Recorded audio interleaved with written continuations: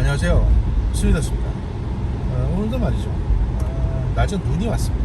그래서 눈발을 헤치고 저희가 지금 잠깐 어디로 이동을 하는 중인데, 이동을 하면서 스미더스의 정보 분석실 탑기업 전분기업, 그렇죠. 네, 오락가락하네요. 전분기업 특집편을 진행을 하도록 하겠습니다. 오늘 뭐 별다른 큰 사건이 있었던 건 아니고요. 다만 이제 최근에 이제 이슈가 되고 있는 몇 가지 사건들에 대해서 그냥 좀 소소하게 설명을 좀 드리는 게 낫겠다 싶어서 이 말씀을 드리려고 하는 겁니다. 첫 번째로 이제 고민정 씨 관련해 가지고 이제 뭐 왕자를 낳은 후궁 운운하는 얘기가 나왔었죠. 사실 그 발언을 하게 된 조수진 의원의 그 글을 쭉 읽어보시면 실제 이제 비판하고자 했던 포인트는 뭐였냐면, 이인영 씨가 이제 고민정 씨 선거 유세에 와가지고 했던 발언 내용입니다. 뭐냐면, 고민정을 뽑아주면 100만원씩 주겠다 라고 이제 얘기를 한 겁니다. 그때가 아마 이제 재난지원금 관련해서 한창 이슈가 될 때였는데요.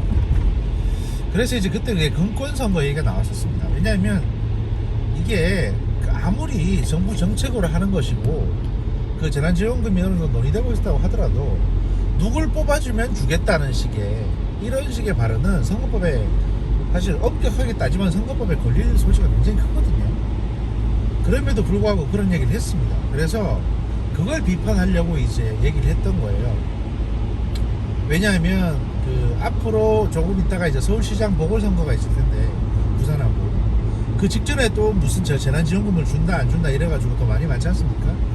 그래서 국가의 세금을 가지고 뭔가 이제 선거철마다 이렇게 마치 표를 주고 돈을 주고 표를 사는 행위, 이런 행위가 지금 진행되는 것 같아서 이걸 비판하기 위해서 그런 글을 썼던 건데, 문제는 민주당 쪽에서는 이거를 여혐 프레임으로 맞췄죠. 그래서 고민정이 후궁이냐 이런 식으로만 프레임을 재수정해가지고 이 매표 행위에 대한 비판을 슬쩍 빠져나간 겁니다.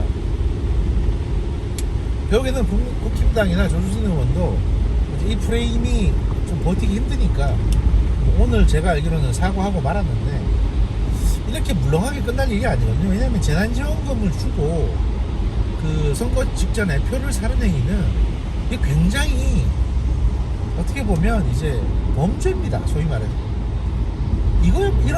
이런 선거가 어디 있습니까? 부정선거지. 이거 바로 금권선거예요. 물론 이제 말은 그렇게 할 수 있습니다. 아니 뭐 국민들 의식이 얼마나 높은데 그까지 재난지원금 줬다고 표를 찍어주겠냐라고 말하실지 모르겠는데, 실제 안 그런 사람 많거든요. 의식 떨어진 사람 되게 많습니다. 그러니까 이런 문제에 대해서는 좀 더 이제 프레임을 너무 이제 좀 여러분들이 이제 후궁이네 어쩌네 뭐 이런 것보다는 실제 어떤 일이 벌어지고 있고 그 문맥이 이제 어떤 걸 비판하고자 하는 것이었다, 이런 거를 여러분들이 좀 유심히 보실 필요가 있다라고 해서 그 부분 하나 짚어드리고요. 또 하나 얘기는 이제 최강욱 씨 거입니다. 오늘 28일인데요. 1월 28일입니다. 오늘 이제 판결이 났습니다. 징역 8월에 집행유예 2년, 이렇게 되면 이제 실형이거든요. 실형이 선고가 됐기 때문에 최강욱 씨는 의원직을 상실합니다. 물론 1심에서 그렇고 아직 대법원까지 분명히 가시겠죠. 가실 텐데 의원직 상실형입니다. 그러니까 유죄예요. 인턴 증명서를 노예로 작성했다는 게 법원에 의해서 입증이 된 겁니다. 이렇게 되면 조국 씨의 아들인 조건 씨에 대해서도 그 정도에 따라서 입학 관련한 부분들이 다시 재검토가 돼야 되겠죠. 저게 과연 온전한 입학이냐, 아니면 이제 부정 입학이냐, 입시 비리냐, 이런 것들이 가려져야 할 부분들이고, 또 최강욱 씨가 지금까지 얼마나 허접하게 인생을 살아왔는지도 다시 한번 밝혀졌습니다. 이런 부분들에 대해서도 저희가 한번 돌이켜볼 필요가 있고요. 더구나 최강욱 씨 같은 경우에는 그 군 법무관 시절에 육군 장성 아마 대장일 겁니다. 육군 대장 2명을 구속 수사한 걸로 유명합니다. 근데 근데 그때 노무현 대통령 이름을 팔아가지고 대통령이 직접 지지를 받았다는 이런 구라를 쳐가지고 이제 노무현 대통령이 나중에 경로했었다는 얘기가 있었거든요. 그래서 최강욱 씨가 결국에는 소령으로 이제 전역을 하게 됩니다. 예, 그런 뭐 그러니까 최강욱 씨 관련해서 위키백과라든지 나무위키 같은 거 검색해 보시면 그런 내용들이 나옵니다. 그래서 참고를 하시면 좋겠고요. 최강욱이라는 사람의 인생이 사실은 제가 보기에는 그렇게 따뜻하게 산 사람이 아니에요. 뭐 지가 그러니까 이제 정봉주 씨가 했던 이제 방송에 나가서 뭐 그렇게 소위 말해서 팟캐스트에서 스타를 떴겠죠. 그러고 나서 이제 지금의 자리까지 오게 된 건데, 그런 사람도 있습니다. 사실 정봉주 씨의 전국구만 봐도 뭐 지금에서 돌이켜보면 최강욱 씨가 와가지고 나와서 이제 그 말했던 것들 내용들을 쭉 복기를 해보면요, 그 가면 자기 검사 후배들이 쭉 와가지고 막 최강욱 옆에 둘러앉아서 이런저런 얘기 해준다더라, 정보를 준다더라, 뭐 이런 것들이 대부분 다 허위 사실이라는 게 드러나고 있습니다. 왜냐하면 최강욱이 군 법무관 출신인데 그 사법고시 패스에서 검사된 애들이 최강욱 곁에 왜 갑니까? 뭐라고 제가 그냥 서울대 선배로서 갈 수는 있겠지만 그것도 뭐 대단한 사람도 아니고 현 정부 들어와서 뭐라도 한 거지 말이 안 되잖아요 사실. 그리고 최강욱 씨가 얼마나 허접하냐 하면 요번에 이제 자기 재판인데도 불구하고 그 법원에 조국 씨 아들 조건 씨 관련해서 이제 인턴 증명서가 어떻게 나가게 됐는지에 대해서 그 진술서를 제출했는데 그 내용 중에 하루에 한 번 왔을 때, 한 번 인턴으로 왔을 때 12분 근무했다. 12분 이라는 수치로 인턴 증명서 관련 소명 내용이 작성이 되어 있습니다. 이거는 판사 연맥이 된 거거든요. 아니 하루에 12분 근무한 게 어떻게 인턴이 됩니까? 왔다 갔다 하는 시간만 해도 그거 다 빠지고 남겠구만. 그러니까 그런 걸 진짜 던져주고 판사한테 무죄 판결 해주세요라고 하면 뭡니까? 지가 뭐 권력자니까 판사가 알아서 겨라 이거예요 지금. 그러니까 이런 싸가지 없는 양반이 지금까지 문재인 정부의 뭐 무슨 양심인 것처럼 그렇게 있어 왔다는 겁니다. 게다가 공천까지 받아가지고 비례대표까지 하고 앉았죠. 이런 부분들에 대해서 저희가 좀 심각하게 엄중하게 비판을 해야 될 부분이 있다고 생각을 합니다. 그리고 또 하나, 제가 어제 이제 안철수 씨 관련해서 인터뷰 기사 내용을 올렸습니다. 그랬더니 뭐 대부분 많은 분들께서 이제 호응을 해주셨고, 뭐 그거는 사실 팟캐스트나 이런 뉴미디어 쪽에서 안철수 씨에 대해서 그렇게 호의적으로 다루는 매체가 많지가 않습니다. 저도 물론 호의적으로 다룬다고는 생각하지 않습니다. 다만 이제 있는 그대로, 전 솔직히 그래요. 있는 그대로 다루게 되면 착한 사람은 착하게 나오는 거고 악한 사람은 악하게 나오는 법입니다. 제가 보기에 지금까지 안철수 씨가 그렇게 뭐 욕먹을 짓을 한 것도 없는데 그야말로 비난에 맹비난만 거듭해서 당해왔거든요.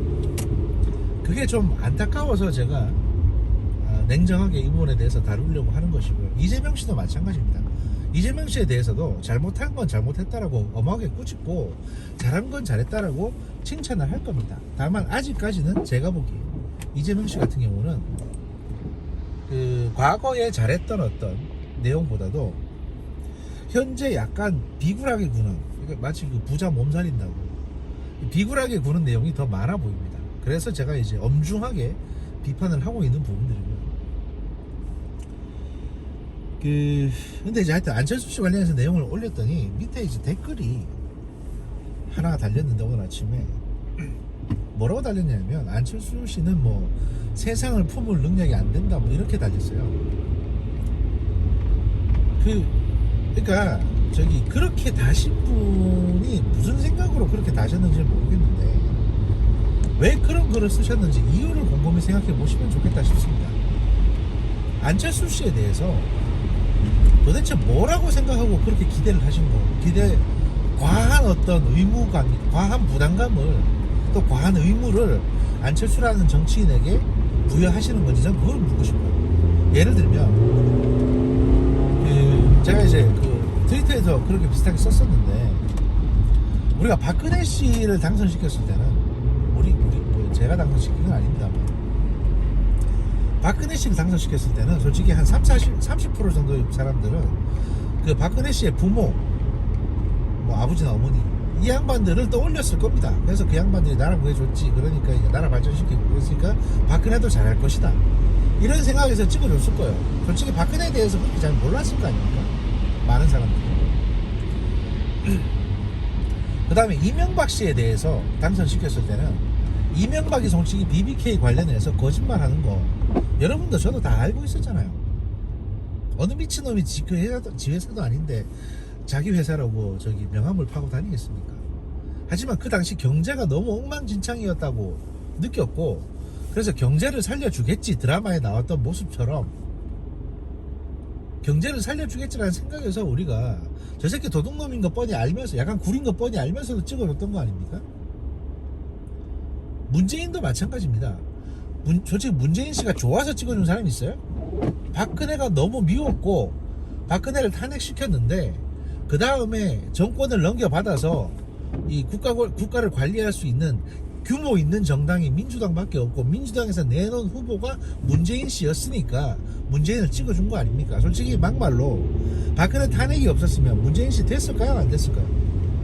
저 솔직히 말씀드려가지고, 만약에 그때 안철수 씨하고 뭐 홍준표 씨 나왔었는데 자유한국당 대표로 홍준표 씨가 나오지 말고 김무성 씨가 나오고 안철수 씨하고 김무성 씨하고 단일화를 했다면, 그래서 김무성 씨로 단일화가 됐다면 저는 김무성 씨가 대통령 됐을 거라고 생각합니다. 그 당시 구도적으로 봤을 때. 근데 그렇게 되지 않았고 표가 갈려졌고 결국에는 문재인 씨가 대통령이 됐습니다. 그까지 좋습니다. 오케이, 그럴 수 있는데 우리가 문재인 씨한테 그렇게 크게 기대했어요? 적폐청산 해달라고 그랬고 뭐 경제민주화 정도 얘기했지, 언제 세상을 포듬어주고 세상을 구해달라는 얘기 했냐고. 근데 왜 fucking 안철수 씨한테만 무슨 세상을 구해달라는 식의, 슈퍼맨한테도 요구 안 할 걸 요구하냐 이겁니다. 제가 냉정하게 말씀드려요. 저 안빠 아닙니다. 저 솔직히 제일 아실 겁니다. 안철수 씨에 대해서 비판할 건 비판합니다. 지난번 저 총선 때 아니 왜 한성교가 하자는 대로 안 했냐고 저 솔직히 강하게 비판했습니다. 그리고 왜 매번 메시지가 그 모양이냐고 강하게 비판했어요. 근데 솔직히 오늘 아침에 그런 댓글을 보니까 솔직히 빡칩니다. 아니 왜 저 양반한테는 저렇게 가혹한 조건을 드립니다. 왜 나라를, 세상을 구해달라는 식으로 얘기하냐고. 당사람 국회의원 당선밖에 더 시켜줬어요 당신네들이. 지금 시장 선거 나갔지 무슨 어디 뭐 슈퍼맨 뽑습니까? 아니면 아이언맨을 뽑습니까? 시장 출마한 양반한테 왜 세상을 구해달라고 과하게 얘기를 하십니까? 같은 이유로 금태섭 씨도 마찬가지입니다. 틈만 나면 안철수 씨 욕을 하는데, 안철수 씨 어제 인터뷰 내용에 따르면 같이 민주당으로 들어갔다가 안철수 씨가 민주당에서 나올 때 금태섭 씨한테도 같이 나가자라고 했답니다. 그런데 거절했어요. 송호창, 금태섭 이 두 검사 출신 변호사 양반들, 송호창 뭐 검사였는지 모르겠는데 솔직히 당신들도 개인적인 영달을 위해서 이 바닥에 들어온 거 아닙니까? 그러면은 본인이 뭔가 업적을 세워서 잘 될 생각을 하셔야죠. 예를 들어서 지금 시장 출마하셨다면 금태섭 씨도 뭐 지지율이 거의 나오진 않습니다만, 그러면 본인이 민주당에서 얼마나 분명한 얘기를 했고 얼마나 선명하게 했는데 내가 강선우 같은 거한테 밀렸다, 그래서 억울해 못 살겠다라고 얘기를 해야지 왜 자꾸 안철수를 물고 늘어집니까?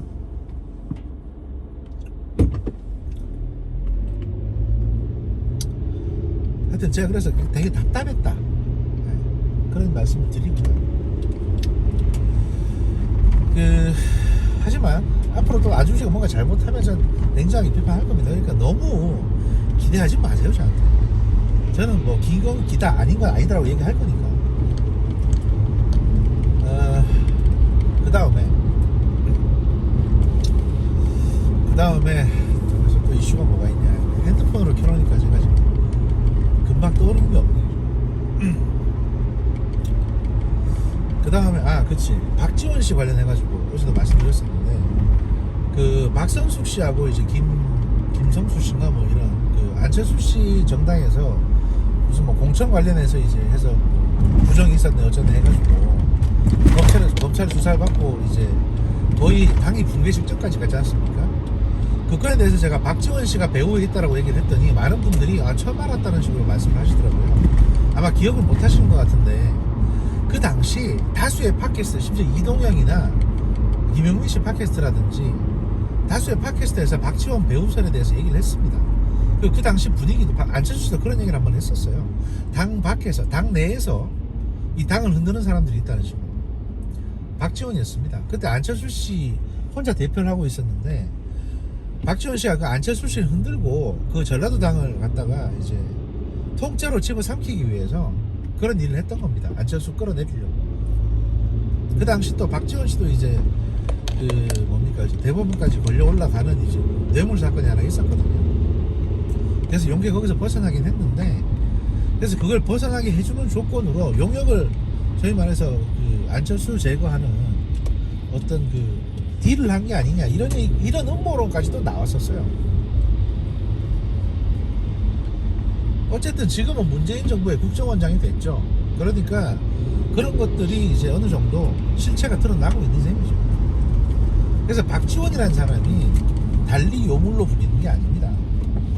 그런 어떤 그 소위 더러운 정치, 오만 정치를 많이 해왔기 때문에 그렇게 불렸던 거고, 그 사람은 사실 믿고 같이 정치할 수 있는 양반이 아니기 때문에 그 많은 사람들이 이제 안철수 씨나 또 뭐 다른 김한길 씨라든지 박지원 씨라고 같이 정치하는 분들에 대해서 그 조심해라 라고 많이 얘기를 했던 겁니다. 그 부분은 차차 앞으로 뭐 더 많은 내용이 뭐 공개되지 않을까라는 생각을 해봅니다. 그리고 이제 대한민국 국정원장들의 어떤 그 전통적인 어떤 걸 봤을 때 국정원장 그만두시고 나면 아마 감옥 가시겠죠. 지금 국정원 운영하시는 거 봐도 그렇게 뭐 잘하시는 것 같지도 않고, 안에서도 박지원 씨에 대해서 불만이 좀 터져 나오고 있다고 하더라고요. 하여튼 뭐 그런 상황이고 그 일단 대충 이제 이슈는 이렇게 정리를 해드렸고 사실 그 저 같은 경우에는 그 어떻게 취미 삼아 스미다스의 정보 분석실을 운영을 하고 있습니다. 하고 있는데 그 제가 뭐 따로 무슨 정치적인 야망이 있는 것도 아니고요. 저는 사실 당장의 생계가 막막한 사람입니다. 지금 아시다시피 지금 시간 강사하고 있는데 뭐 지금 겸임 교수 신분이긴 합니다만 사실 따지고 보면 시간 강사죠.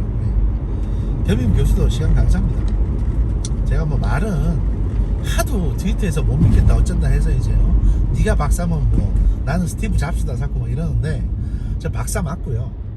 그 다음에 이제 일단 과거에는 이제 연구교수 신분으로 있다가 지금은 겸임교수 신분으로 근무를 하고 있습니다. 그리고 겸임교수는 연구교수도 어쨌든 교수거든요. 교수예요 그것도. 왜냐면 이제 김용민 씨한테 교수 하는데 김용민 씨나 탁현민 씨도 다 연구교수 겸임교수 신분으로 여기저기 다니면서 교수하고 다녔습니다. 심지어 정준이 그 양반도 겸임교수 신분입니다. 그러니까 보통 그 정도면 다 교수라고 부릅니다. 그래서 교수라고 하는 거고, 제가 좀 과하게 예를 들어서 트위터에서 야 너 뭐죠 나 박사인데 그거 나 현직 교수인데 이렇게 하는 것도 걔들이 워낙 저를 갖다가 인격적으로 비난을 해대니까 이제 그렇게 말하는 거지. 그렇다고 제가 무슨 뭐 정규직은 아닙니다. 그렇기 때문에 생계가 굉장히 불안정하고요. 요즘은 또 이제 방학 때다 보니까 더 생계가 막막합니다. 그럼에도 불구하고 짬짬이 틈을 내 가지고 이렇게 정분실을 만들고 있다는 거. 이게 어떻게 보면 제 인생에 있어가지고 그 거장판부터 시작된 어떤 하나의 그 스트레스 해소용 출구이자 또 하나의 사업 모델이라고 저는 생각을 합니다. 제가 뭐 강의를 얼마나 오래 하실지도 모르겠고, 제가 앞으로 강의를 못하게 되더라도 또는 이제 어디 정규직으로 예를 들어서 오늘 말씀드렸던 것처럼 국정원에 들어가지 않는 한 아마 이 방송은 계속 될 것이다 라고 말씀드립니다. 그러니까 이제 방송이 없어질지도 모른다 라는 거에 대한 불안은 갖지 마시라. 만약에 제가 여러분 사연하라 이러고 이제 방송을 끝내면 그건 제 양반이 어디 들어갔구나, 어디 좀 국가보안과 관련된 어떤 곳으로 들어갔구나 라고만 생각을 해주시면 되겠습니다. 그리고 제가 트위터 같은 데서 말은 제가 무슨 뭐 취직하고 싶다, 빨리 어디 안정된 데 들어가고 싶다, 그 다음에 뭐 미국 CIA라도 불러주면 간다는 둥 뭐 이런 얘기를 합니다만, 솔직히 까놓고 얘기해서 미국 CIA가 대한민국에 미국 CIA 직원이 된다는 게 대한민국 공무원이 되는 건 아니지 않습니까? 제가 왜 다른 나라를 위해서 충성을 하면서 하겠습니까? 솔직히 CIA 직원이 된다는 건요, 자기 나라 국적 포기하고 그냥 그 나라의 그 미국 사람이 되는 겁니다. 그러면 미국 헌법과 미국 국민들을 위해서 충성을 해야 돼요. 내가 왜 대한민국 놔두고 그러겠냐고요. 그러니까 말이 그렇게 하는 거지, 말을 그렇게 하는 거지, 저는 그 다른 나라를 위해서 충성하고 싶은 생각이 없습니다.